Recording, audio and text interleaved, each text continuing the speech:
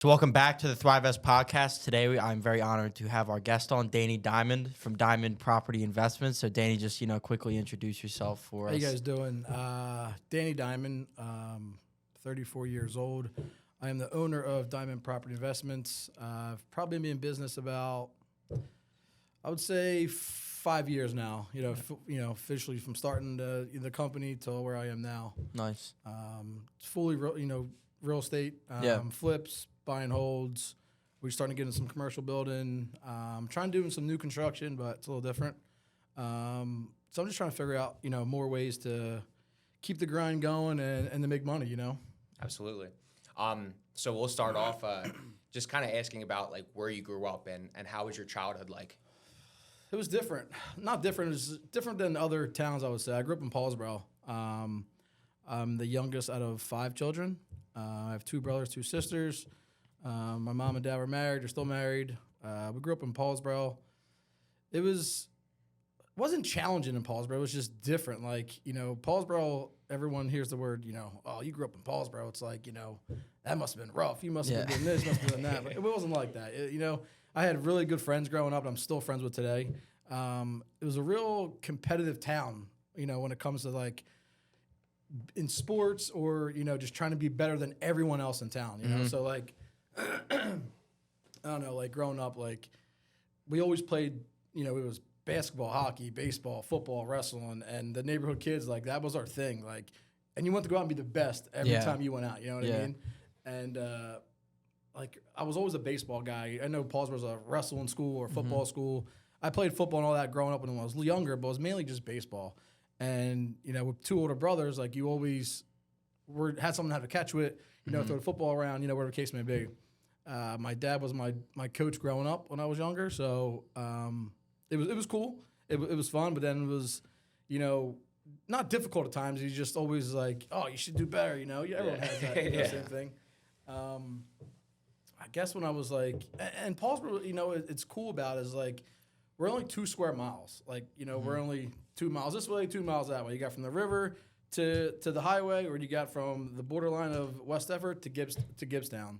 And, we were fishing, we're swimming in the river. We're doing kid stuff that not every other town I would say does, Like, obviously our parents didn't know we're swimming in the river and jumping off the channels and shit like that. But it was cool, man. And I'm glad I grew up there because it kind of shaped you to who you are. You know what I mean? Like, Paulsboro was like, was known for, crime rate, the school rate, school was not that good, low income, but you had to like make the best of it. You know what I mean? So at a young age, I knew, you got to go out and get it, no matter what it is. Like, if you want it, just go get it. Like, no one's going to give you I never got handouts, none of that. Excuse me. My father owned a business growing up in town. So, like, me and the boys would always like ride our bikes there, get a couple dollars, go around town, go get lunch, go back to playing sports again, go fishing again, So I think, growing up and being so young, my mother worked full-time and my father worked full-time, and he had an auto body shop, mechanic shop, body shop. So I knew that, I always wanted to own my own business growing up because my dad did. You know what I'm saying? So, like, back to the sports and all that, I was probably like 9, 10 years old. I really got into baseball, and like, all I wanted to do. Like, you ask a 10-year-old kid, what do you want to do when you grow up? Oh, I want to be a professional athlete, right? So it was always, I want to play baseball. I want to play for the Phillies. I want to do this, right? And my dad always said, you're going to be a professional baseball player one day. And I was like, okay, cool. Like, your dad should be telling you that. You know what I mean? Yeah. And I remember like some cool stories. Like, I was like 11, and my dad was the coach for the 11 and 12-year-olds, and he brought me up early to play baseball because I don't know if I was better than the other kids, or he just wanted me to be better, So I was 11 playing or I was 10 playing with 11, 12-year-olds, and I pitched and played shortstop. And my first year in, we were good. We were always good. Then, like, when I turned 11 and I was officially playing with the league, I right before the season started, it was like the game before, he's like, hey, I'll give you $5 for every strikeout you have, throughout the season or every game. And I was a calculated kid when I was younger. I was like, all right, well, if I get $5 a strikeout and I strike out 5 kids, that's $25, right? So at 11, in minor league or major league, there were 6-inning games. So 6 innings, you only get 18 outs. So I was like, man, if I strike out every kid, I can make X amount of money, right? The next game, I remember, I was like, Dad, are we still on for that bet? $5 a strikeout? He's like, yeah. I'm like, all right. I went out through like 16 strikeouts the first game in, right? And I came home and my mom was like, Dad, he's like, John, you owe him whatever it was, like $75, $80. And I was like, and I was so calculated. I was like, well, if we play 10 games and I do this every game, I'll have like a few $100, saved in no time, right? So then second game came out, I remember, and I threw like 15 strikeouts, right? And then the next day at dinner, I remember my mom, and I swear I remember this like it was yesterday.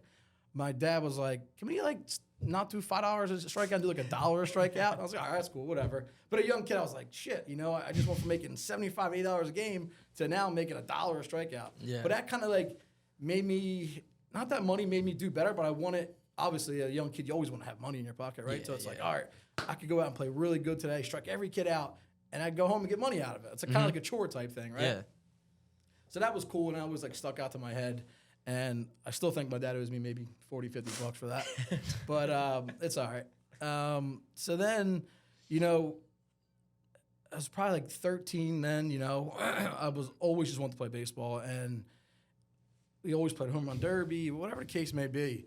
And I remember like, in 13, 14, I was playing for like 3 different baseball teams. And I never did like clinics or, shit like that. I was never like, we never went out and paid to get better. You just, it's not, we didn't we do. It was always just go out in the yard, have a catch with your brother, set a batting cage up backyard, and that's how you got better.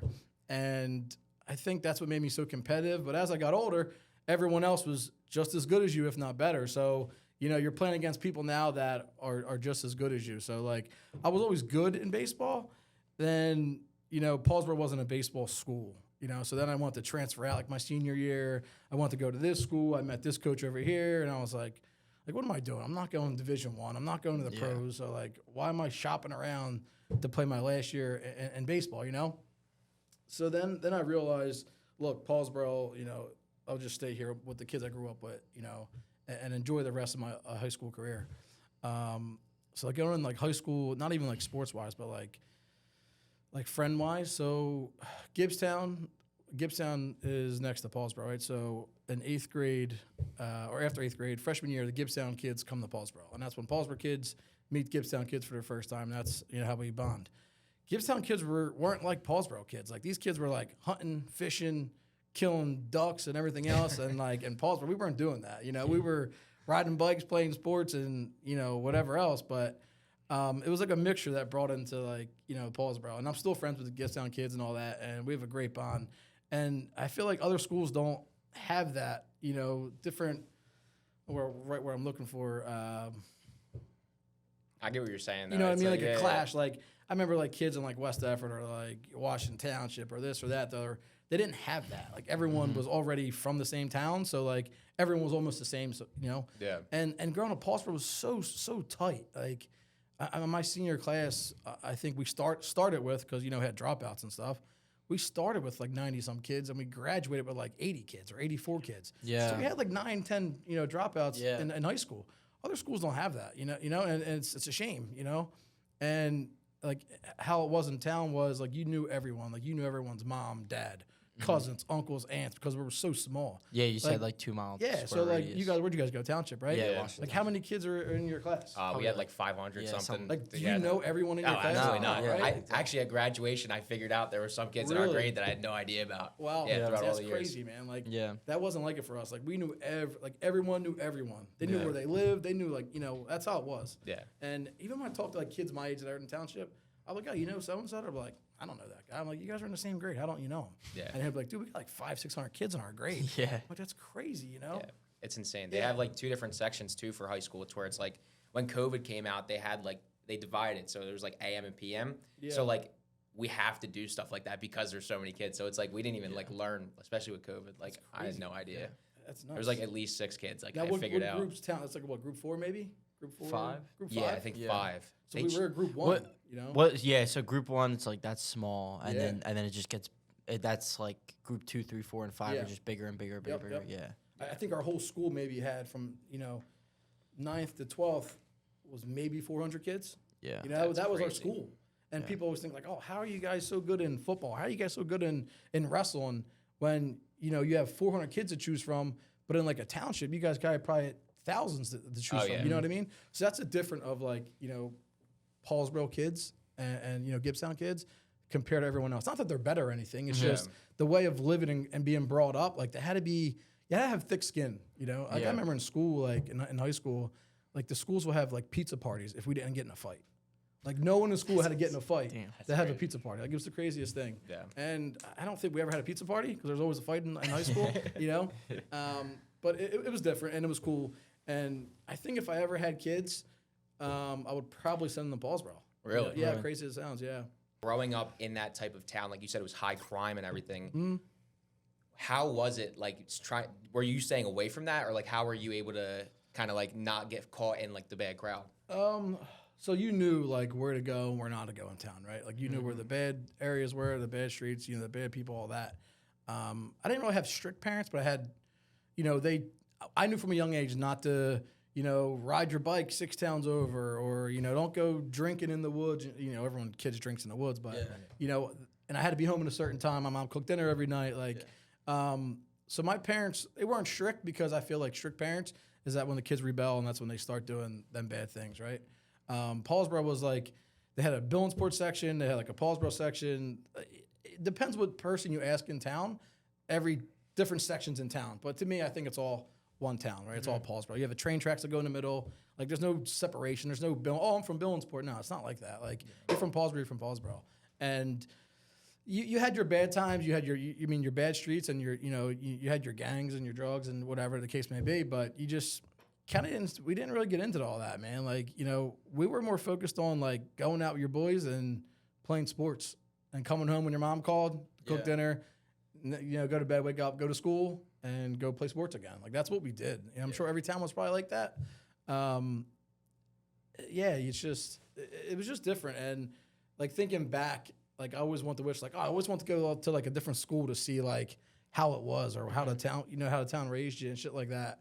But I feel like, people always say, I'll never send my kid to Paulsboro, but you have to experience it to actually know it. You know what I mean? And that's the cool thing about town. Like the teachers were cool. Like everyone was like cool. They wanted you to better yourself, and I wasn't a school kind of guy. I was, if I tried, I'd probably be good, but I didn't really try. I was, going to school and I was worrying about, I got a baseball game today, who are we playing, who's pitching, like what's the lineup? Like I was like calculated, you know what I mean? I was always trying to like win, no matter what it was. I just wanted to win. I don't care what it was. Like video games, I want to win. Monopoly, I want to win. Like whatever it is, I want to win. And I think having older brothers, kind of like it was a real competitive drive. Like I was always the younger one, and they were older, and I always thought like, oh, even though they're older, but I'll still beat them in whatever I do. You know what I mean? Yeah. Obviously not the case, but in your mind, like it's that competitiveness. That's what exactly. You know what I mean? And that's why I think carries over to me now. Like as I get older, it's like I just want to win, and at a certain age, I was like, all right, well, maybe not winning's not everything, because I always had like, not I felt bad for like the person losing, but I was like, maybe I shouldn't have went that hard to win that game, and that person feel, it's just kind of like care a little too much about the situation. You know what I mean? No, I get it. I like the same thing because I was a sports background growing up. It's like you always wish to do better and be better than everybody until you're in that position. It's like, all right, like if you actually have somewhat feelings, it's like, all right, I kind of feel bad now. Yeah. For Paulsboro, when you grew up, were you like the era where Paulsboro was like the wrestling team was insane? I think my freshman year, I think my sophomore, junior year was the year we lost to, I think it was Collinswood, or the Streak, not the Streak, but like, I forget how many matches it was we lost. And when I was in high school, we had a really good basketball team, a really good, and this is where like the entrepreneur comes in a little bit. I never told anyone this story, anyone in high school. I'll say it now. So we had a really good basketball team and a really good football team, or football team too, but a wrestling team. And our gym, whenever you've ever been to the gym, it's super small. Yeah, like it's a tiny gym, right? So big matches and big games, like you would have to get tickets in advance to get into the gym, or it was at max capacity. You weren't getting in. Out, it was crazy, I remember like the Collinswood games, the Haddonfield matches, the Pennsgrove basketball games, like all the big every match was big for Paulsboro. So everybody always wanted to beat Paulsboro, right? And I remember it was probably my freshman year, and matches, like people were waiting outside to get into the matches. And I was like, man, these people aren't getting in because they don't have tickets, right? And I remember they would pre-sell tickets early to the students in the high school, right? And it was like 2 tickets per kid or something like that, I remember. And like the first big match we had, I forget what it was, I went and bought 2 tickets, and I was like, man, if I could buy like 10 tickets, I could probably sell them, outside the park for more money, right? Yeah. I was like, maybe I'm overthinking it. And I did the first, I forget what it was like 10 tickets. And I remember, going out with my boys watching the match, and I was like, I just want to take a walk real quick to the parking lot, see if there's anyone out there that needs tickets. And I was 14 as a freshman, and I was already thinking like this, right? So I was like, I think I paid $2 a ticket then, and I was selling for like $10 a ticket. And I went out there, I was like, oh, anyone need a ticket? And they were like, yeah, how do you have tickets? I was like, oh, I got a couple extras, my buddies didn't come. And I was selling them $10 a ticket, $10 a ticket, $10 a ticket, right? So the next day I go into school, and I pull up the schedule, and I'm like, man, here's the next big match, or here's the next big basketball game. I think it was like a basketball game. I think Paulsboro was playing, I want to say Pennsgrove. It might have been a playoff or something crazy, I forget. And it was 20 years ago. Well, 20 years ago. So I remember you were only allowed 2 per student. And I remember we're sitting in class, and like everyone didn't go to the basketball games. Everyone didn't go to the wrestling matches, right? The kids that weren't really into all that. Yeah. So I said, yo, here's $2 or $4, whatever it was. Can you go give me 2 tickets for the match tonight? And I would do that.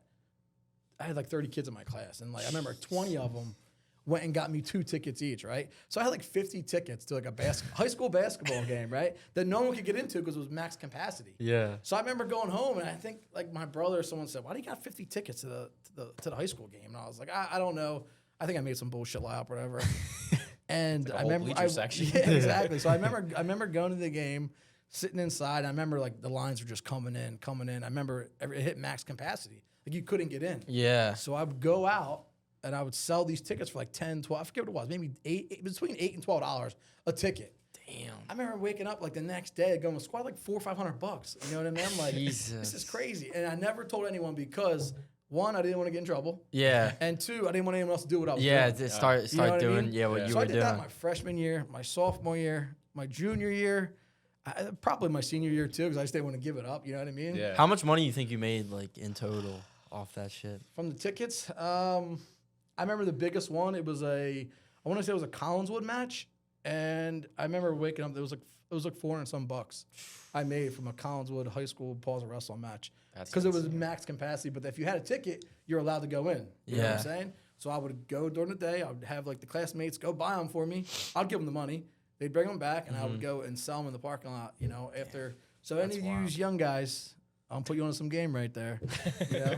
But it was cool, and from that on, not for even that scenario, like that made it like, okay, like if you want it, you're gonna go get it, right? No matter what it is, you're just gonna go do it. And at a young age, at 14, 15 years old, I was like, oh man, if I could spend $50 in tickets and I can make $450, I could do this 4 or 5 times a year, between basketball and football. Now, though, granted, like the games that we, played like Gateway or stuff like that, it's not sold out. Yeah. Right? So only the big games, which was like a demand, like, to get in. Like people are watching through the windows for these games. Like it was crazy, man. No, it was nuts. Paulsboro literally had a movie come out for the wrestling team. Like it's insane. Like they were so good. Yeah, it was cool, and that was all cool. All that, and with the friends and shit. But I never told my friends any of that because I didn't want the teachers finding out. Yeah, and then they'd be like, you can't buy any exactly. tickets. And I'd be like, oh, this kid's, But I wasn't doing anything wrong. Yeah. I was just figuring a way to make more money. Yeah. Supply and demand. Exactly, and that's what I did.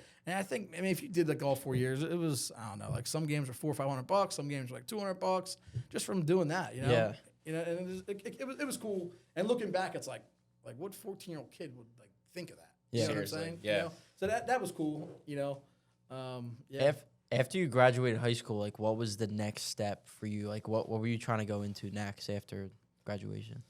So I always worked, I think like 15, probably around 16 is when I first started like working like on the books and stuff. Yeah. And that's when I was like, look, baseball's cool and all, and obviously I'm not going professional.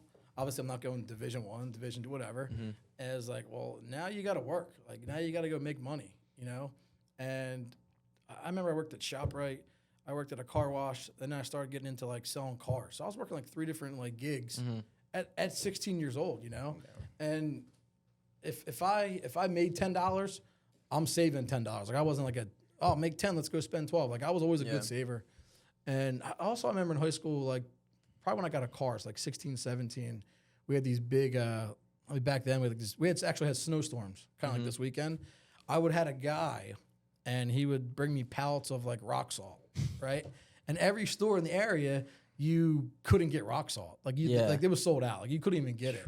And I forget what I was paying for the bags, whatever. And I was like, man, if I could get 2 pallets of rock salt and I could sell it to them and I could deliver it to them, I could make $20 a bag, right? And I was, let me just try it, you know? So I made a few phone calls, put something on like, it would have been like MySpace or Facebook back then. And I think I sold a pallet in like an hour and a half. And I was like, I just made like $800 selling rock salt. You know? I still get calls, probably not until today, but probably within like last 5 years, like the older ladies in town, like, hey, you still selling that rock salt? I'm like, nah. I was like, I don't have it no more, but you know, Home Depot might have it or something. And, you know, so I was always like a go-getter, you know, no matter what it was. You know, and I started selling cars, and I got into the car gig. And like I said, I was running a car wash, I was working at a ShopRite, and I was selling cars, all at like 16 years old. And so I think like watching my dad as a young age, like own a business and how like he was up in the morning all day, you know, come home late. I kind of like put into myself that, okay, like this is, I want to do this. I want to make my own money, and I want to make as much money as I can, you know, any way I can, legally, obviously. And so you said like after high school, right? So after high school, I went to college, went to GCC. Okay. And I was, 18, I think I graduated. And I remember walking up, and like, my parents didn't pay for my school and stuff. You know, I had to take out loans or whatever it was. And I was like, I want to be a cop. You know, I want to work in law enforcement. You know, I want to do this, I want to do that. And I remember going to the college to sign up, and I was with this older guy. I always hung out with older people because I always wanted to see how, you know, they made it through life because they were obviously older than me, right? And this guy, he came with me. He was like maybe like 24, 25. I was like 18. And I was like waiting in line. The line was like 30 people deep. And I was like, I'm not waiting in this fucking line. Like, fuck the college. I don't even care. I'll go get a job somewhere or whatever. And he's like, dude, you gotta go to college. You gotta get a degree. I was like, I don't want to do it. Like, I'm not waiting in this fucking line. He's like, dude, I'm telling you, you're not leaving. I'm not letting you leave this line without signing up for college. I was like, all right. So then I signed up for college, and I think my major was like law enforcement or something like that. And my first year in, whatever, I took the bullshit and all that. And I realized, oh, well, you don't need a law enforcement degree to become a police officer, right? So I was like, oh, let me switch to education. I'll get an education degree. Maybe when I retire from being a cop, I'll be a teacher or something like that. Like, that's how far that's a common route. You know what I mean? Like, that's how far I was actually thinking of like, all right, well, I'll do this for 25 years. I'll retire, and I'll be a teacher, you know, for the rest of my life, something like that. Yeah. I mean, growing up in your town, so like I'm trying to like pinpoint it. Was there kids that like kind of like fell victim to their surroundings in your town? Was that like a common thing in Paulsboro or no? No. Okay. Nah, I wouldn't say that. And do you think growing up in your town was the reason why you were able to become like that entrepreneurial mind because you was like local, or was that just, do you think, instilled with you and having your father? I think so, but I think living in a small town, like there wasn't much to do. I mean, there was much to do, don't get me wrong, but it wasn't like living like, grew up in Deptford, you have like the mall, the movie theater, the skating rink. Like we didn't have any of that, you know what I'm saying? It was either go out, hang with your friends, you know, make some memories, go swimming, go fishing, or figure out how to make money. Yeah. You know? And like I said, when my dad owned the business, it kind of was like, all right, well, I always want to own my own business too. But then after high school and I got into college, I was like, oh, you know, both my sisters married police officers, so I was like, oh, I want to be a cop, you know? So then was my freshman year in college. So the guy made me sign up for college, whatever. I was like, dude, I don't want to do it. And I ended up signing up, and from high school to college was like, now, like, you don't have to go to college, but if you want to succeed, you have to go to college. Like, you could sleep in every day and go to work and miss college, but you're going to flunk out. Like, you know, now you're on yourself. Like, high school, honestly, Paulsboro, you could probably just woke up and been to school 2 hours late, you know, and been good at graduate sports, and you still graduate. Exactly, you know? College now, let me answer this. We'll just keep it on. Cash money. What are you doing? Yeah, before you, I'm on the pod right now. You're live, so we'll just keep it going then since you called. What's up with you? Dude, you know I charge a fee to be on podcast. Maybe we'll bring you on the next one, man. Did you lock up those deals today? Yeah, I got 2 good ones. Yeah, I'm gonna once I leave here, I'll send them over, or I'll give you a shout when I leave here. Did you drop that check off for me? I did, and I got 5 deals today. No shit. This guy's a beast, bro. That's insane. Yeah. I don't mean to one up anybody that's watching, but Yeah. Usually what happens though. Let me back to Hall of Fame. I'm gonna get you guys. I'm gonna get you on this guy's podcast. These 2 kids, nice guys. Sounds good. All right, I'll give you a shout to this. Later. See you, buddy. Guy's a beast, man. Yeah. Yeah, that's Steve insane. Cass, he's awesome. Nice dude. Where were we? What were we talking about? College. College, right? Yeah. So I signed up and did the first year. It was like law enforcement. Like, oh, I want to transfer over to education, get my education and go to be a teacher, right? I forget how many years I was there, whatever. Ended up graduating, but I was still selling cars, working ShopRite, running a car wash. Like, I was doing a lot, man. I was selling 4-wheelers. I was selling dirt bikes, down to Pokemon cards. Like, anything to make a profit, dude. Like, I figured it out, and I would, if I made $10 or something at a young age, I was like, oh, I made $10. Yeah. Now let's take the $10, let's go buy something else and make $20. You know, like that's how I was, and that's how I am now, actually. And so college comes and goes. What am I, early 20s now? And I always wanted to, back to my father owning a business, I always wanted to own a business or, a restaurant or a bar or whatever the case may be. But then there was times that like, oh man, like you're not making any money this month or next month. Like, now you gotta go get a job, right? So I think I was like in my 20s, maybe something like that. I was working part-time for a police department in Paulsboro. I worked part-time for Paulsboro, and I was maybe mid-20s or something like that. And I needed a pension. I needed, make some real money and an income with health benefits and all that. So I took a test to work in corrections, and I did well on the test, killed the interview, and I started working in the jail. And I left Paulsboro, and I started working there. And I still, people I worked with and, growing up, I still talk to them, all the time. They're all good guys and girls. And I started working in the jail and shit. And it was fun for about a week. Was this state, like New Jersey? That was the state, it was county. Okay. But when I worked there, we started to get the Fed inmates. So we just signed a contract with the Fed inmates. Yeah. So a lot of them guys came in, and they really didn't mix well with county and Fed inmates. They're just two different game right there, So then I started working there, and like I said, it was fun for like a week. How long were you there for? I was there like 2 years. Really? Yeah. What was the driving factor to where you were like, fuck this, I'm quitting? So the commute from my house at the time was like, it was like a 30-minute commute, right? Okay. It was, yeah. We worked 12-hour shifts. It was like 7 to 7. And like going from hustling and grinding, like buying things, selling things, doing all that, going to the jail where you can't have your cell phone. You're working 12-hour shifts. You don't have your phone all day. You can check your phone like every 2 hours or something. You don't have your phone. You can't leave for like lunch, nothing like that. So there was no freedom. Yeah. Like there was no freedom. Like there's computers in there and shit, but you can't like go on the internet. Like you were pretty much in jail.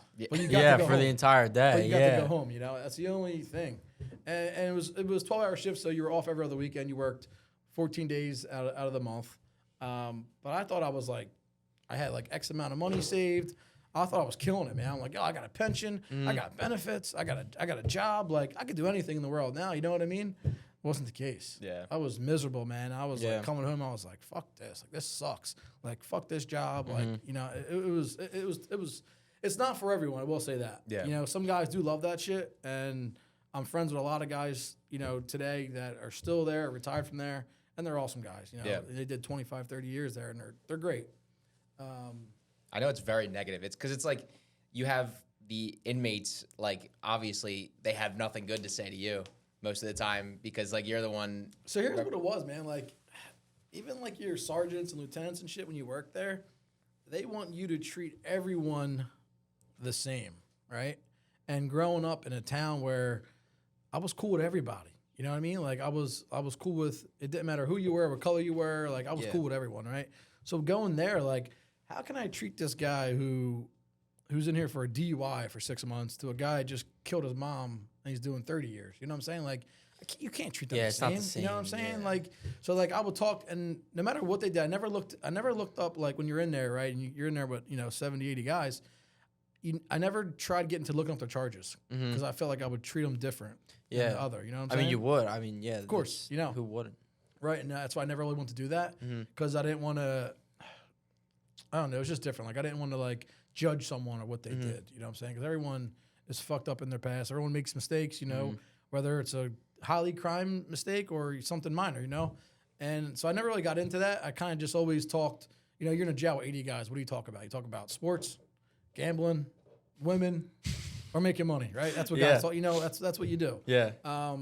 You really don't get into like too personal life with these guys, but like even like after I left there and I'm out the bar, out of here, out there, I run the guys that were in there and they're like, "Yo, what's up, Dave?" I'm like, "Yo, what's up, man? How you making out? How's everything?" Blah blah blah, and just bullshit. And that's how I am. Like I'm not like they want you to like not so much hate the inmates, but like treat them like shit. Yeah. And like that's Like they're like subhuman. yeah, that's not me. Like Yeah. I can't do that. You know what I'm saying? Like I got friends now that make. I don't know. I go to dinners with multimillionaires and I go to dinners with guys who make $30,000 a year. Yeah. I can't treat them differently. You know what I'm saying? Like, and people do. That's the crazy part, you know? Yeah. And if you treat everyone the same, you know, I learned this as I got older, that everyone seems to like you more. You know what I'm saying? Like, there's guys that won't talk to you because you don't do X amount of business, or you know, you don't go out to the clubs on Fridays. They won't deal with like stupid shit like that. But if you treat everyone the same and treat everyone like a normal human being, like you have a very successful life. I don't care who you say or what not, but that's definitely the case, you know. Yeah, I mean, I see it now. Like, there's people where it's like we see like levels of business where it's like, all right, I'm not on this level because this guy's like, I can't even get the time of day to talk to him. Right. But then like you go talk to somebody else where it's like, all right, this guy doesn't seem as big, but he is the most genuine dude ever. Everybody loves him. Whenever you hear about it, it's like nothing but good things. Like, that is the best part. Yeah. Because it's like it's your name, it's your trust, it's everything like that. And even like going into business, like I learned like you could make tons of money and you can make no money, whatever. And the only thing you have in your life is your word, right? So once you ruin your word, like you're done. Like you can't go back on your word. Like if you start, you know, lying or stealing or scamming or this or that, you're always gonna be known as that person, right? Yeah. So like if you always like were honest to people and keep your word on things, and if you say what you're going to do and do it, like you'll get a lot more respect than all the other bullshit that comes with it, you know? Yeah. And as I got older, I realized like relationships are key. Like, you know, anywhere I go, like I'll go to the Wawa and whatever, I'll talk to the gas attendant. I'll go out to dinner on a Friday night. You talk to the waiter, talk to the bartender, talk to the person sitting next to you. You never know who you could run into, you know? Is that naturally like who you are, or is that something you became over time?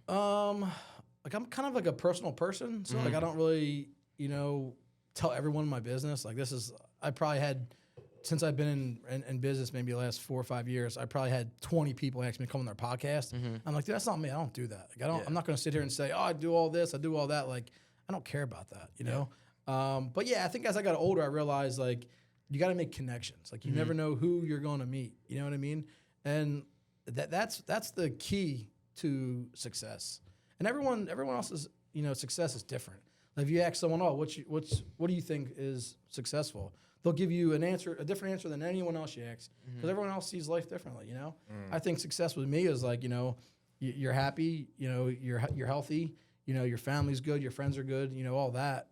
I think that's success. Like not, you know, to me is I don't have to ask my boss, can I go on vacation? I don't have to ask my boss, hey, I'm calling in sick today, you know, shit like that. Like I think, you know, if I'm not feeling well or this, I'm not working that day because I can, you know. That's not a flex or anything. It's just like that's my success. That's Other what you guys, want. exactly, that's what I want, you know. And I have friends that work 9 to 5 and they do very well. They make hundreds of thousands of dollars and they're happy and that's cool. That's what they enjoy. That's, you know, that's them. That's not me. Like I said, I was working in the jail. I was like, this sucks. Like I'm in here every fucking day. Like I'm missing buying cars or selling cars or this or that. And I was like, I got to do something. And I always went to this, he was an older guy. I'm still friends with him today. And he owns a shop in town. And I always go, like, say if I worked like on Monday, Tuesday, Wednesday, he would like, he's always hanging at the shop. So I always yo, what's up, man? What are you doing? I pull in. He's like, you still working at the fucking jail? And I'm like, yeah. He's like, what are you doing, bro? I was like, I don't know. I got a pension. I got benefits. I got a paycheck, I'm miserable, though. Yeah, exactly. And he was like, do you like it? I was like, no, I fucking hate it. He's like, well, fuck the pension, fuck the benefits, and fuck the paycheck. Yeah. And I was like, easier said than done, right? Yeah. As you're getting older now, you always look for that job security, Yeah. And that was my biggest problem. Like, always, I think it's everyone's problem is taking the leap to how to say fuck the 9 to 5 and jump into what you want to do. Of actually going all Exactly. in. Yeah. It was going on for like maybe over a year, and I'd ride by like, yo, man, what's up? What are you doing? He's like, you still at the fucking jail? And I'm like, yeah. He's like, all right, we'll come back when you leave there. I was like, dude, I don't know if I am. Like, this might be it. Like, I think I'm staying here. Like our contracts are good. Not good, but they're going to get better. Yeah. I'll make $120,000 a year. Like, I'll be, I don't know, 50, 60 years old, retiring, making 120. Like, I'm good, man. Like, I'm cool. He's like, dude, you're wasting your time. You're wasting your life. And I was like, all right, whatever, bro. Then like a couple months go by, same shit, same story, Yeah. And I think, from all the hustling from growing up, from the basketball and wrestling sales to the rock salt to the cars to the bikes to the quads, all that money, I was always a good saver, right? So I always saved the money no matter what it was. And I think at the time I was 20 when I worked the jail. I guess I was like late 20s. And I had maybe like 70,000 saved up, right? Wow. And I was like, man, I'm 28 or 27, whatever, 26 or 27. I was like, I got 70 grand. I got a job. I got a pension. I got benefits. I got job security. I'm good, right? And I didn't know nothing about real estate at all, And I was in the jail, and I always, like I said, I was always talking to the older guy, and he was like, let me know when you're gonna leave that fucking place. You're too smart for that. You're good out here on the street, meeting people, making connections, networking, grinding, hustling. And I was like, all right, whatever, bro. Like, he was kind of getting annoying to a point, right? Yeah. But this whole time he was right. And I remember one day I was leaving my mom's house, and then there was a realtor walking out of the neighbor's house, and she was taking pictures of the house. And like I said, I always talk to everyone. So I was like, hey, what are you doing? She goes, I'm taking a picture of this house. I'm going to list it for the seller. I was like, what do they want for it? And I was like, I think I'm going to put it for like $50,000. This is before COVID and all that. So this was like 20, I don't know, 8 years ago, something like that. And she's like, I'm going to put it up for sale. And I was like, what do you want for it? She's like $55,000. And I was like, oh, okay. Didn't really pay much mind. I was like, and with me, I always, when I buy something, I have to get a deal. Like, it's probably a deal at $55,000. Yeah. But I always want it to get it cheaper. I need to get 50. I felt like I wanted something. So that's where it comes back to winning. Like, I won. Like, I won the deal. Even though I already got the deal cheap enough, it's like a mind thing. Like, I have to win. Yeah, you got to have the last number. Exactly. Yeah. And it kind of not fucked me up in business, but like as I got older and more in the business, like, all right, well, just give them what they want. Like, stop beating people up for prices, this and that, because you want to make a connection more than anything. So I was in my late 20s, and mind you, I'm still at the jail. I had like 70 grand saved up, and I was like, I could buy this house for 50. That leaves me with about 20,000 left over, but I still have a job. I still got a pension. I still got a paycheck every weekend. So I'm good. So I forget what I said to my mom or something. I was like, I'm going to buy the house next door. She was like, well, why are you going to buy that? Or my dad. And they were like, that's not worth $50,000. I was like, well, I look at it this way. I buy the house, and I just move into it with no mortgage. I'll be 20-some years old. I got my house paid off. I got $20,000 saved up extra because I bought the house. And I have a job and a pension and benefits. So I end up buying the house. And I was like, man, what do I do with this? I had $20,000 left over, but I was still getting paid every 2 weeks. And when I got paid every 2 weeks, the fucking check was gone as soon as I got it. Because I was taking the money and I was buying a car with it, and I was selling the car. So I was always flipping the money. And so I bought the house for 50 grand or 55,000, I forget what it was. And I was like, damn, I got 20,000 left. Like, it's all my life savings is like gone, right? Yeah. So I was like, let me take this 20,000 and just put it into the house. Let me get paint. Let me get carpet. Let me get cabinets. Let me spruce it up a little bit. So now I'm living in a nicer house. Not a nice house. I'm living in a nicer house, but all my money's gone, but I still got a paycheck every 2 weeks. So I'm cool, right? So I ended up buying it. I put the 20,000 into it. Now I had maybe $1,000 in my name, but I was cool because I had a house. I had a car, I had a job, I had benefits, and I had You're the pension. getting the paychecks. Too. Exactly. Yeah, So I was getting it was a revolving door. Every 2 weeks, I knew I was getting X amount of money, right? Yeah. Like I said, back to the calculation, I was so calculated. And so I ended up buying to put the money into it.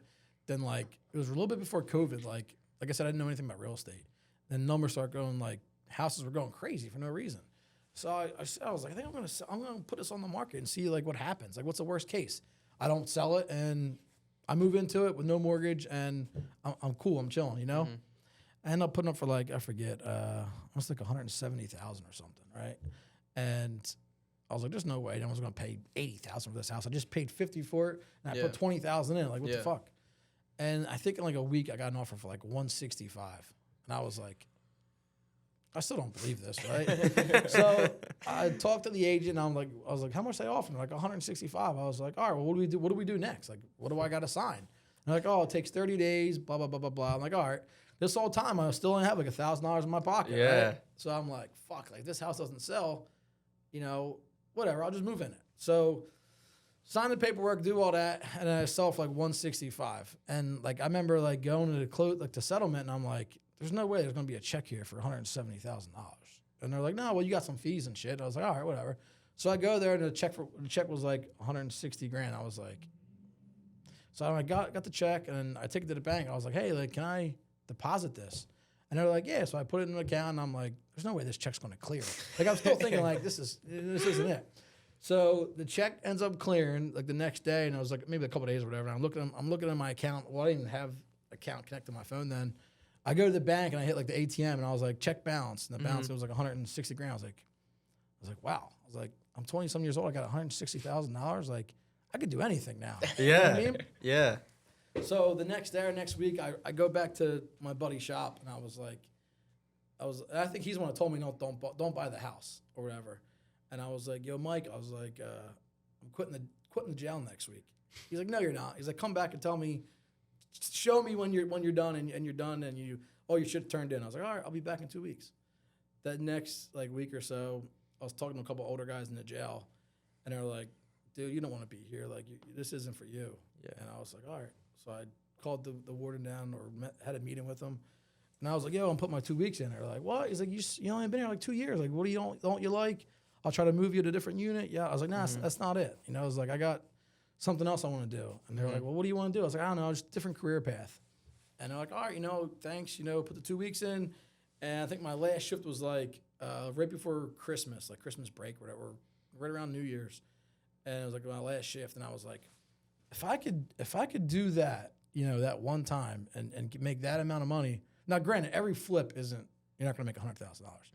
If I could do that, that fast and that easy, knock on wood, I could do this 5-10 times a year. You know what I'm saying? I just made more in my one paycheck all year than I did for one little investment, right? Like I said, going back to like when I was younger and like so calculated, I was already thinking like, man, I could take this 160, I can make it 260, I can make it 360, then I could really make some money. But then I always thought like, oh, but I don't have benefits, or I don't have a pension, or I don't have income every 2 weeks. But like I had to like change my mind to think like, you don't need that. Like, if you're making money. If you're making $300,000 a year, yeah, and like, you're in your right. 20s, like, dude, you can afford the health insurance. That's what I'm saying. You can afford all that stuff. Exactly. Anyways, And I didn't really catch on to that, until I met older people and sat down with older people, and I was like, hey, look, I want to do this. And they're like, oh, and people are going to say it's not a good idea. It's not, blah, blah, blah, whatever. You just got to do it, and you'll figure it out, And I did. So I resigned, put my 2 weeks in. I left the jail. Now I'm like, all right, now I got freedom. Now I could go out and do whatever I want. I could go out and find any deal I want. I can open a real estate company. Like, what's a real estate company, I was like, how do you make an LLC? And I went on Google. I was like, how do you do an LLC? I did like one of these scam companies made an LLC. They're like, oh, yeah, it's $1,500. I'm like, all right. I pay the $1,500, which really I was like, what the fuck am I doing? But I didn't know any better then, right? Yeah. So you just do it, Now I think you get an LLC what? It's like 150. Yeah. $150. Yeah. That's crazy. Now, after you got that money and you quit, what was like the first steps that you actually took? I didn't know if it was like regret that I left because I left my 9 to 5, or it was like freedom, And when I left, I was like, all right, well, I got X amount of money, and I'm smart enough to make this money make money, right? No matter what it was. I could go back to selling cars. I could go back to high school to fucking scalp tickets if I want. I don't know. But I was not going to make money no matter what I did. And I was just like, I think it was more of a freedom thing. Like working in that jail, dude, it was like you were in there. Like, you know, like you were in there all day. Sometimes like your 12-hour shift hours up, you got to stay another 4 hours because someone else called out. So now you're doing 16 hours in a place you don't want to be. You ain't got your cell phone. You ain't got internet. It's like, what the fuck am I doing? For $50,000, $60,000 a year, like, that doesn't even make sense. Because I was only 2 years in, so it goes by steps. You know, every couple of years, your pay goes up. I think we had like maybe 10 steps. So after your 10th year or whatever, then we would top out. I think our top out was like 110 grand or something like that, which it's good money. You know, it's great money, and you got everything else with it. You got the benefits, the health, all that.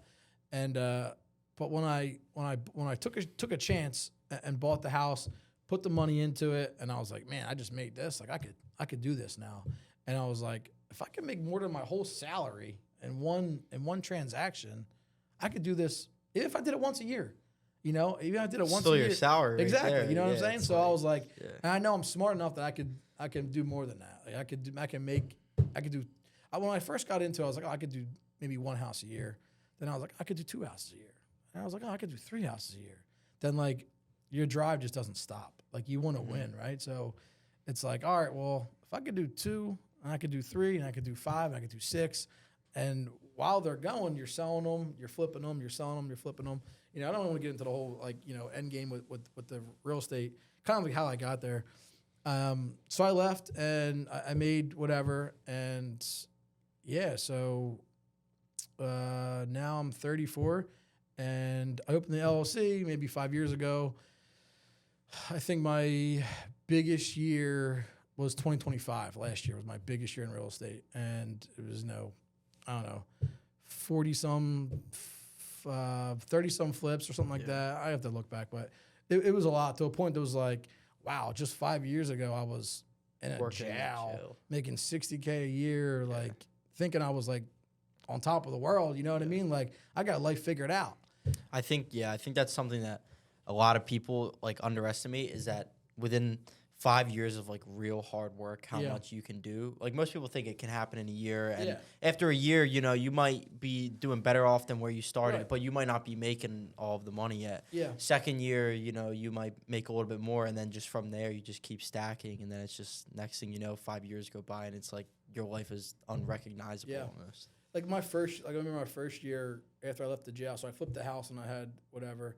I had a friend who, he still works there. He works for the township.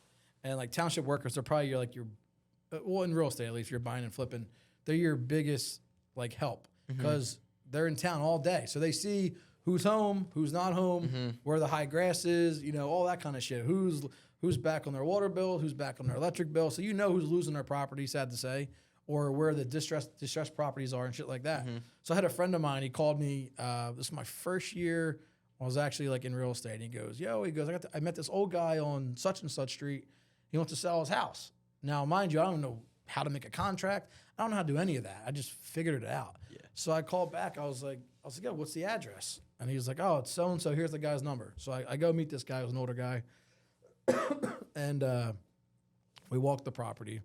And I think it was my second property I ever walked, like looking at it. And I was like, what the fuck am I looking at? Like, I don't know what I'm looking at. Like, I don't know construction, And I was like, well, how much you want for it? And mind you, I just bought the house for $50,000, right? And I flipped and did all that.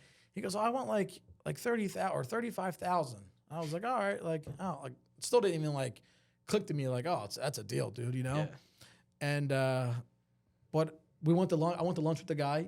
I hung out with him, and he was probably in the 70s. This guy, and I was like, what are you doing over here? He goes, oh, I was just cutting the grass to clean it up. And I was like, oh, and like that kind of circles back to like I just talk to everyone. So as I meet this guy from the connection with my friend, I was like, what do you do? And he's like, I do real estate. I've been doing it for 50 years. And I was like, oh, wow. I told him my whole story, how I left and, got into real estate. And he was like, oh, yeah, at one time I owned over 100 properties. And I was like, wow, this guy I want to go to lunch with, right? Yeah. So I was like, yeah, you got a minute? He's like, yeah, why? He's like, he was like a lonely guy too, you could tell. I was like, you want to go get lunch? He's like, yeah. So we went to, I took him to John's Seafood in Paulsboro, like a little seafood shop. Good spot too. Sweet. And so we're eating lunch, and now, like, you know, I'm asking tons of questions. This guy's probably like, what the fuck's this kid want? Like, I'm just trying to sell my house to him, right? So I was like, can we go back and look at the house again after we, you know, became friends or whatever? I go back, and I was like, all right, let me get back to you tomorrow. And as I'm walking away, he goes, hey, Dan, he's like, I really like you. He's like, I got 6 more houses I want to sell too. And I'm like, I can't afford 6. You know what I mean?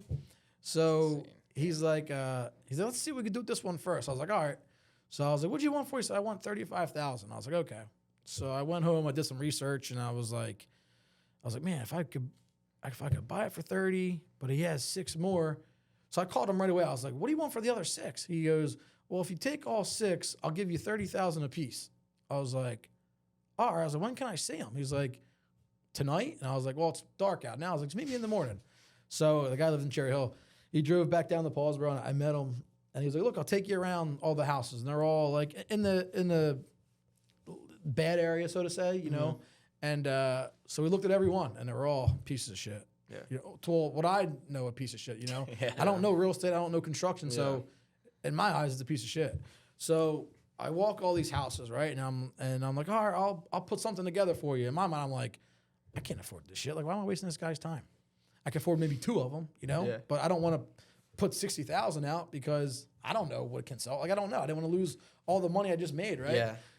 So I go home, and I'm still Googling, I'm looking up shit, and I found out about wholesaling. I was like, man, what's wholesale? And wholesale's, don't want to get too much into that, but you find the property, you know, get under contract, and you sell it to another investor, right? Yeah. So I go home, I write all the 6 addresses down, I get pictures, yada, yada, yada. Never did a deal in my life before the one I just did, but I was walked through the whole thing. And I was like, all right, so he's got 6 houses. I could buy them for $30,000 each, right? And I wonder what I could sell them for.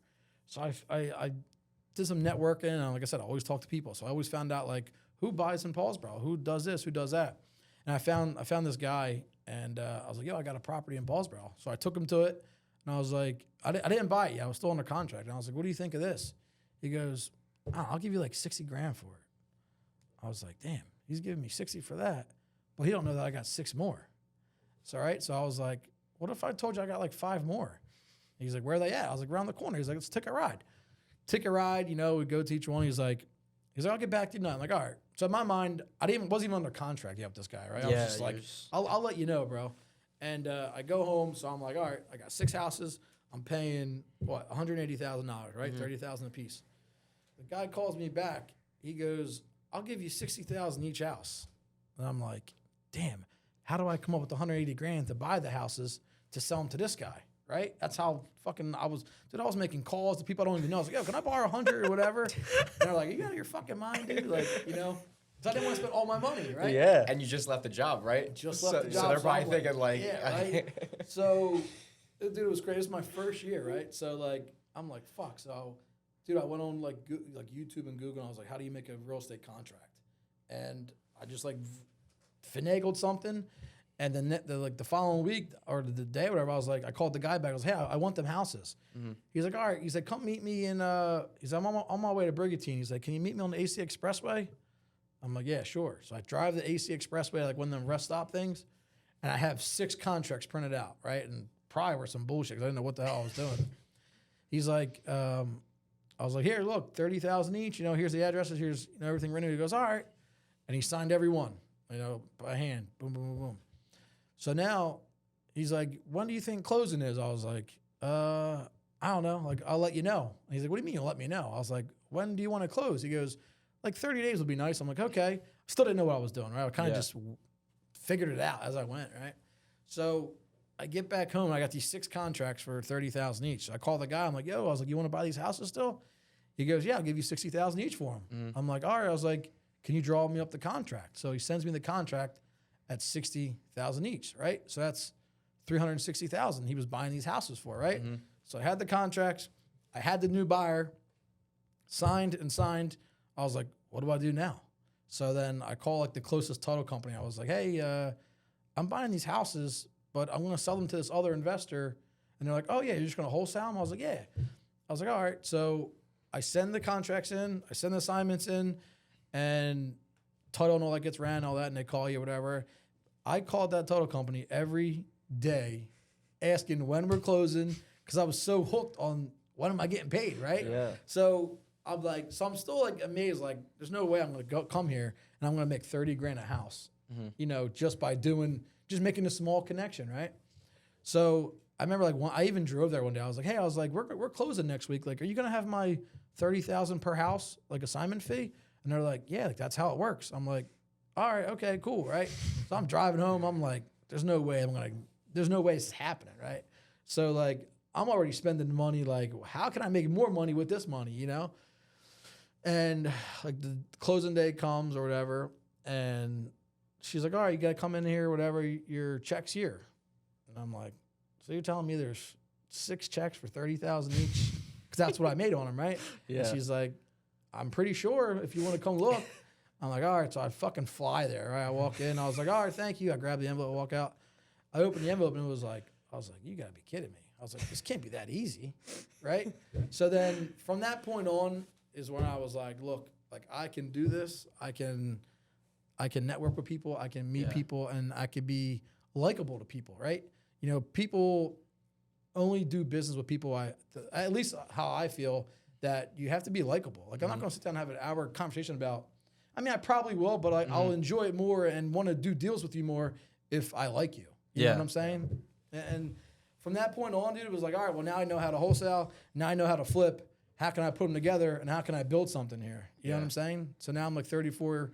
I'm 34, and I'm 4 or 5 years in. I'm like, this is, it's not all, every deal's not like that. I will say that. You know what I'm saying?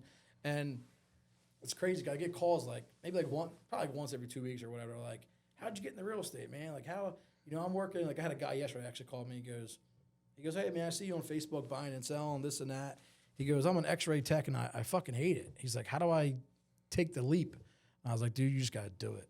Just do it. You just got to quit. And figure it out. And just start you the know? new thing. So what's the worst case that happens? You go back to being an X-ray tech? Yeah. You know? And that's when I thought. I was like, man, if I leave this jail, like, I'll go get another job. Like, whatever, you know? It's not that easy, not that hard. Yeah, that's like one of my favorite quotes to where it's like, even if you take the jump, your worst case scenario is everybody else's reality. Exactly. Yeah. Yep, exactly right. I mean, and then it's like all of a sudden, like you went from working in a jail to like, all right, now people are asking you like, how'd you do it? Yeah. How'd you do it? And it's a simple answer. Just do it. Yeah. Just you'll figure it the fuck out. Like, it's not, I mean, it's a little different when you have kids and all that kind of shit, you know what I'm saying? But like, I didn't have kids or anything. So it's like, you know, what's the worst case that happened? You know, if I went, you were broke, still in like your 20s. When I was, yep. So I was in my 20s. Like, worst case, you know, what I do? Move back to my parents' house, get a new job, and I'll restart my grind. You know, I'll either go back to selling fucking tickets, I'll fucking rock salt, or whatever the case is. You know, I'll do it. You know, and that's what I did, man. And that's where I'm at now. Probably 2 years ago. Like I said, back to growing up in Paulsboro in a small town. Me and the boys always went to like delis or like pizza places, shit like that. And 2 years ago, I see like a post on Facebook, and it was like, "Oh, deli for sale." And I was like, "Man, I always wanted a deli, right? It's kind of cool." And so I called the agent, and I was like, "Hey, I'm interested in a deli. Like, what do you want for it?" And they're like, "Oh, we got like 20 people interested in this thing." I was like, "Well, can I come see it?" You know? And they're like, "Yeah." So I go there, I meet the guy, meet the owner, and mind you, I don't know anything about delis or lunch meat or nothing, right? I just kind of know about real estate, but really don't. You know what I mean? People say I got lucky, or maybe it was just, you know, hard work of building up to that, you know?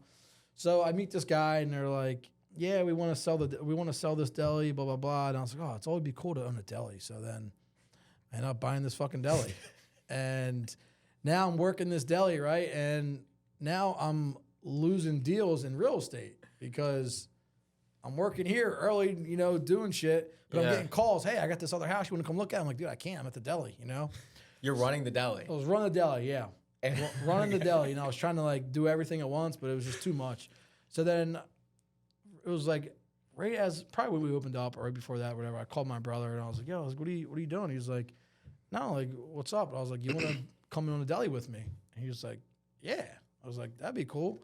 So then I brought him in, and he's the co-owner of the deli. It's called Diamonds Deli, and I brought him in, and I'm still losing out on like real estate deals because I'm still there. Like, we're both running it.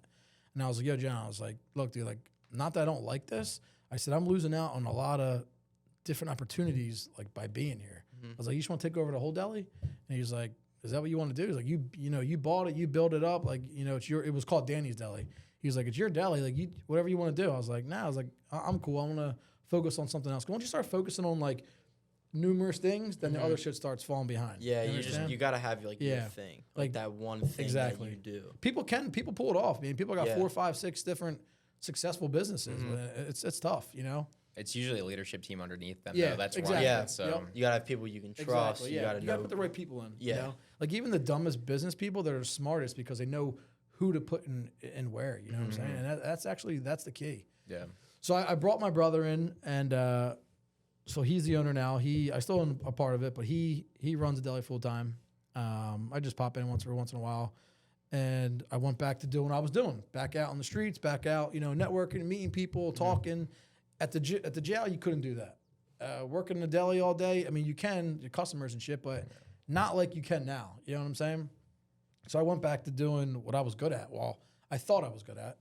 And I went back to, and this was maybe 2-3 years ago. So now 2-3 years in, going full force, and I made a lot of good connections, a lot of like I was never big into like networking because I always felt like people were like, you go to these events or you go there and people always bragging like, oh, I made this, I made that. And it's like, all right, cool. Like money's awesome, but like doing it with the right people around you and the friends and all that makes it so much better. Like the richest people or the most successful people, they're sitting at tables by themselves eating.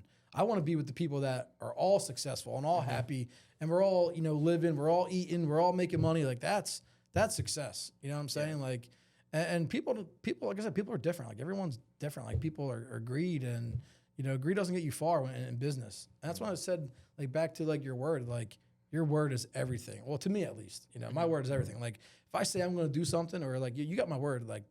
That's it, And if I fuck that up, you fucked your word up. Then what do you do then? How do you avoid greed?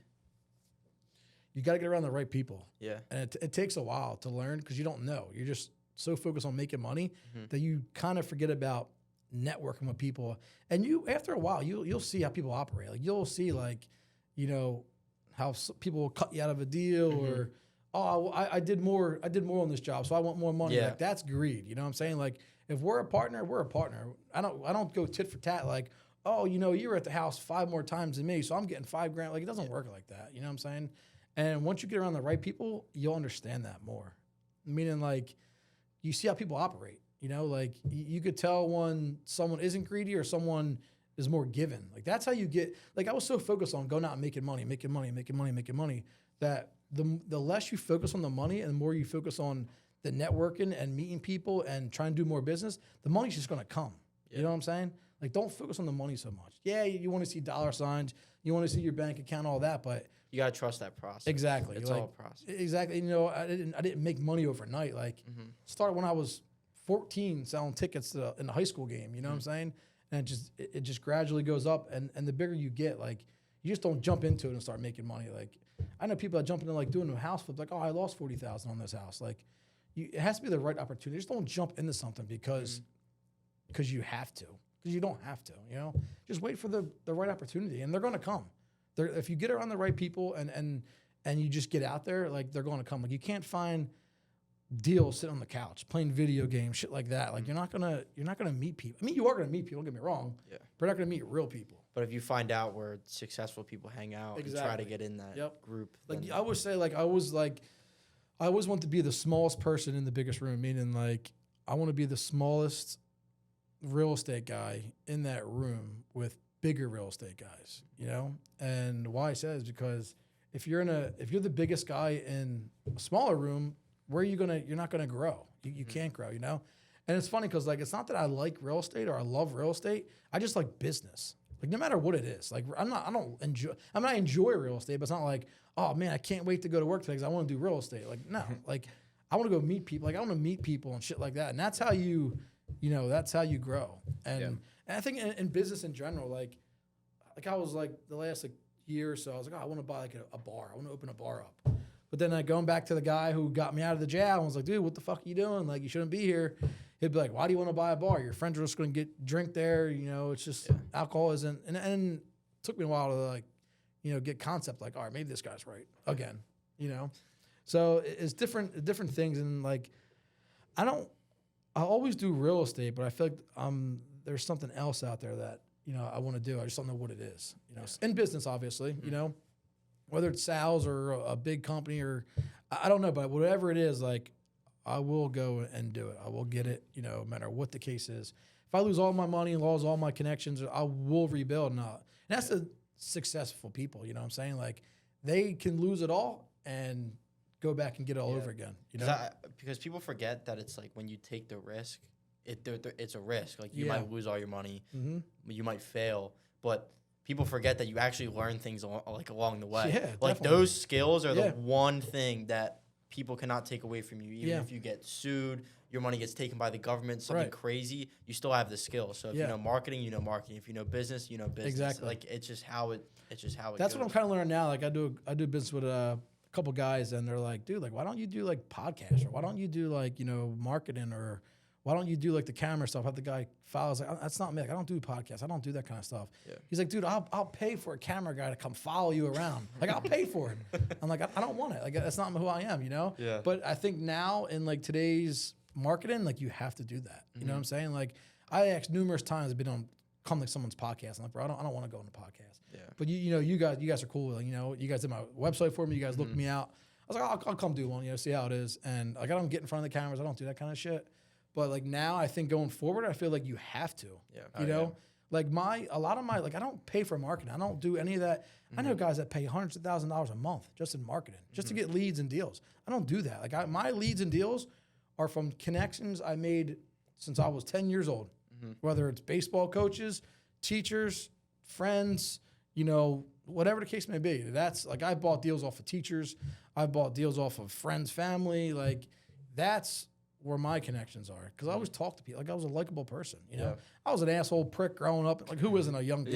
You know what I'm saying? But as you get older, you realize like, if you're a lot nicer to people and a lot more like welcoming, like you will get ahead of life a lot more, and people don't really understand that. I think a main issue too with people, like not just real estate, but like people who are in front of the camera, is that like they put on like a mask almost, and I feel like that's the one thing you just gotta avoid. Like you gotta be who you are. Yeah. Like don't try to sound more important or more over professional than you are in real life, because people can sense that. Like it's clear as day. As you get older and you like do business and you do business with like real people, like you could sense like The snakes. the snakes, the smoke and mirrors, like who's bullshit, like it's just like I don't know. That's why I don't like the podcast thing. Like I hate like people go on like are talking about their bragging this and that. Like I don't have to do all that. Like people call me and they're like, hey, you want to come like a couple guys call me like, oh, you want to teach me how to like do real estate? Like I'll pay you. And it's like that's not like if I can show you how I do it and what I do. There's no secret to it. Like I tell numerous guys like this is what I did. This is how I did it. Here's the pretty much the breakdown, and they never do it. A couple of guys will do it, but there's no like magic behind it. It goes back to that one problem. It's take the leap. You just have to do it. And everyone's situation is different. Like I said, you got the kids, wife, all that shit. Like that comes into play. Like okay, if I take this leap into fouls, then my kids don't eat. My kids don't have a roof over my head. Shit like that. So I'm glad I did it at a young age. I wish I did it at a younger age, and I wish I took bigger risk at a younger age. And not that I'm still young. So I think like my main focus in the next like year, 2-3 years is to take bigger risk. Because now I know if I foul at that big risk, I can come back down a little bit, but I'll still build it back up. I know how to get it back, so to say. And I think like the biggest rewards are the biggest risk takers, Yeah. Hopefully you don't have to go back to selling tickets. I mean, it was good money. It wasn't bad. Watch, I'll have some Paulsboro kids fucking selling tickets next week to the wrestling match or something. Yeah, they're getting expelled from school. Yeah, that was funny, man. Never told no one that story. That's funny. That's funny. Now, like I know you said it like somewhat, but like guiding your path through those kind of like fake guys in the industry, because like real estate, I feel like that's one of the industries that has like a lot of people basically that are snakes and like don't have your best interest in mind. That's the thing. Like you just gotta give it the right people. Like like I got guys now I talk to like every night almost. And it's not even about real estate. It's about like just life. Like, yeah, what are you doing this weekend? Family things or the kids or this or that. Like, that's how you meet people. Not just saying, hey, how much money are we making this week? Like, that's not, like that comes and goes, you know?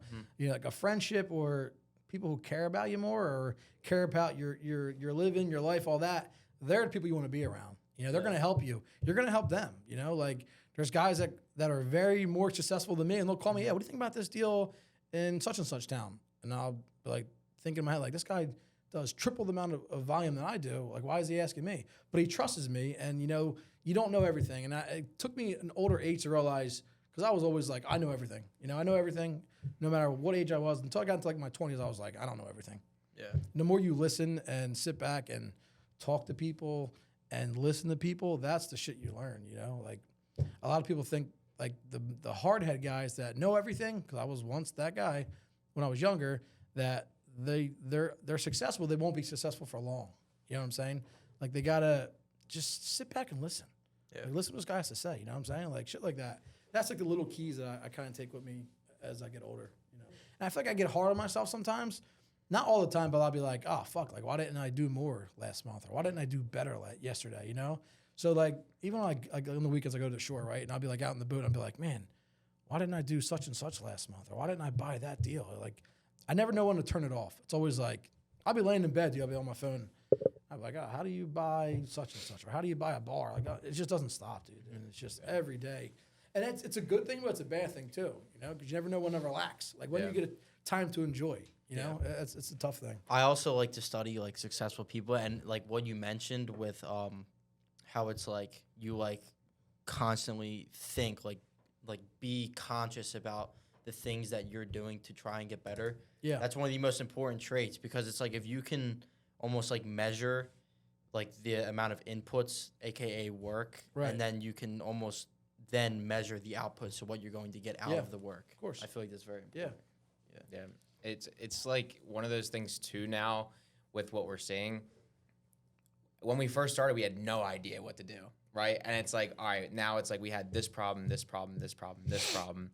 And we have like people around us that like, instead of us just saying like, oh, we'll be fine, we'll get it. It's like you have to utilize every single resource you have. Right. Like that's the best part of being a sponge though, because it's like you're probably not right. Right. Like there's like 30 guys that's done it 30 different times more than you. Like, you're right. And that's like how I was even like in any business, like even like through anything I ever try to do or whatever, I always ask older people, you know, I always like, you know, 50-year-olds, 60-year-olds, 70-year-olds, like, what do you think of this? Or how do you think of that? Or, and like, they don't know like the new times, right? So they're always like in the old school shit, but like a couple of guys I talk to, like they're very successful people, and they'll be like, yeah, it's a good idea, but like, you know, you got to think of like the other stuff that comes with that, you know, like stuff you don't think about. And that's like, it kind of takes you down a little bit like, all right, maybe I'm jumping the gun on something. Maybe, you know, you just got to talk to people. Like, just like my main thing, I feel like now is learning from other people, and even not even like people who are doing better than you. People that are like doing, you know, lower than me, I still talk to and I still get ideas from, because they might know something I don't, or, you know, vice versa. Yeah. So that's why I like to keep everyone in one big circle, you know, no matter how much you make. It doesn't matter how much you make, you know, because that, you know. Quick random question before we wrap up. What's the Eagles' prediction for next year? I know you're an Eagles fan. Dude, I'm still sick about that fucking game.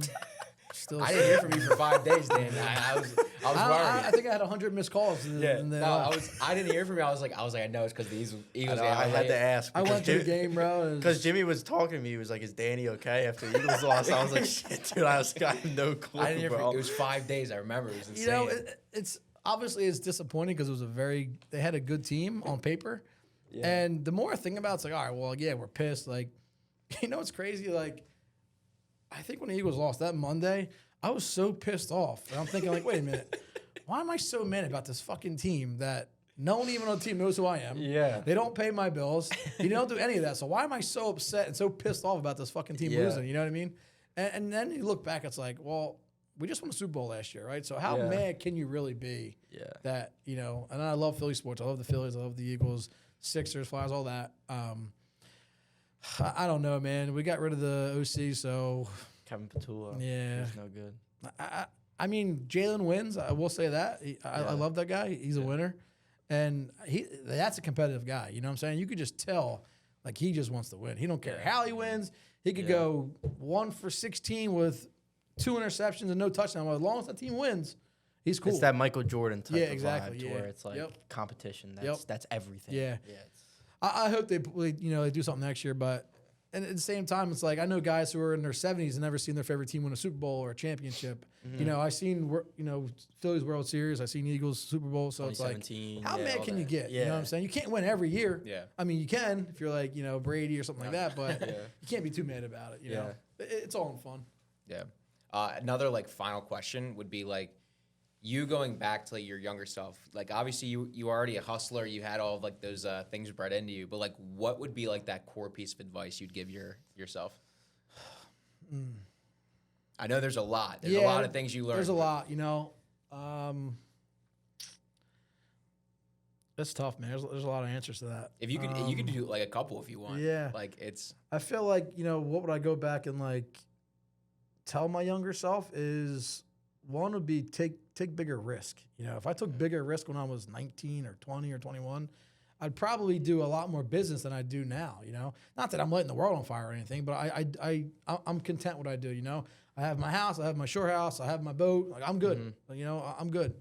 Obviously more money the better. But if I could go back and tell my younger self, it would be probably buy more tickets to the wrestling matches out now. I don't know. That's tough, man. Like there's a lot. I feel like take more risk is a huge. It's one. huge. And as you get older, it's hard to do that. It's harder to do that. And I feel like we're young now. Like even when you have problems and they seem big, you look back probably when like 10, 15 years from now, and it's like, dude, like that was nothing. Like there's problems, not problems, but like there was times I'll be like, I had like a bad month. I'm like, oh man, like, fuck, like I just paid all this money. I'm not getting no deals. Like I'm stressed out. But then like if I told this to like a friend or someone else, they'll be like, dude, what are you stressed out for? Like you just did X amount of deals. Like, why are you worrying? And I'm like, dude, that's how I think. You know what I mean? It's just like, if I tell whoever, like, oh, man, I only did this much or that much or whatever, I'm like, you're worried about that? Like, you're stressing about that? And I'd be like, yeah, I am. Like, yeah, I am, It's just how I am, man. Like, there's never, like, I always want to be better in life. And I wish I was younger and realized that. And I wish I listened more when I was younger instead of just being a little like prick, so to say. School was never for me, but like I got by school, I got by college and shit like that. But I always listened. I always met professors that I'm still friends with today. I still talk to them, teachers and shit. Professors from college reach out to me. I just wish that I focused more, and understood business more. Like I didn't learn how to write a check until like I was in my 20s. Like, that you should learn that shit when you're young, shit like that.